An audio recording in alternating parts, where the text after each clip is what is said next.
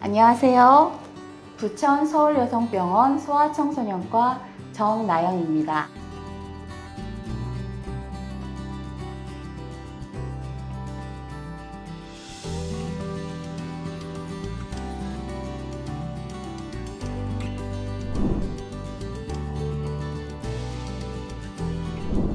노로바이러스에 감염되면 하루에서 이틀간 잠복기 이후에 메스꺼움, 구토, 복통, 설사 등의 증상이 나타나게 됩니다. 발열, 오한, 근육통과 같은 신체 증상이 동반되기도 하며 심한 경우에는 탈수 증세로 진행되기도 합니다. 설사는 하루에 4회에서 8회 정도의 수양성 설사이며 소아에서는 구토 증상이 성인에 비해 더 많이 나타나게 됩니다. 대부분 2-3일 이내에 자연 치유되지만 기저질환이 있거나 노인과 소아에서는 증상이 심해져 입원 치료가 필요한 경우도 있습니다.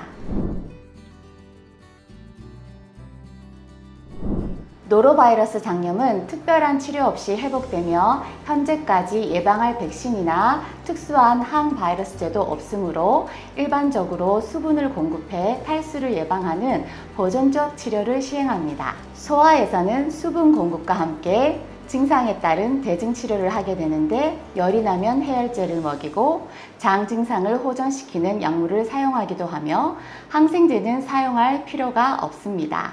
정장제의 사용은 그 효과에 대한 논란이 있으나 설사의 예방과 치료에 도움이 된다고 알려져 있습니다.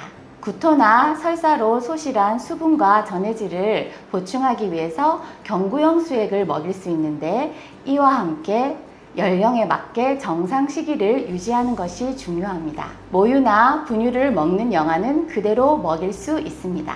쌀, 밀, 감자 등과 같은 복합 탄수화물과 기름기를 제거한 육고기, 채소 등을 먹일 수 있으며 기름기가 많은 음식이나 단순당이 많이 함유된 주스나 과자류는 피하는 것이 좋습니다. 구토가 심한 경우에는 좀 더 부드럽게 만든 음식을 소량씩 자주 먹이는 것이 중요합니다. 고열, 구토, 설사 등의 증상이 심하거나 소변량이 감소하고 탈수 증상이 진행되는 경우에는 정맥 주사를 통한 수액 치료를 해 주어야 합니다. 구토나 설사 증상이 있다고 해서 장기간 굶기거나 흰죽만 오래 먹이는 것은 영양의 불균형을 초래할 수 있기 때문에 피하는 것이 좋습니다.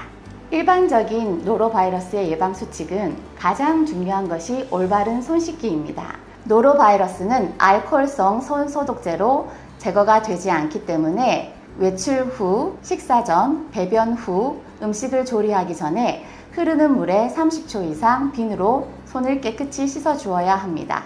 음식은 충분히 익혀서 먹어야 하는데 중식 온도 85도 이상에서 1분 이상 가열해야 안전합니다.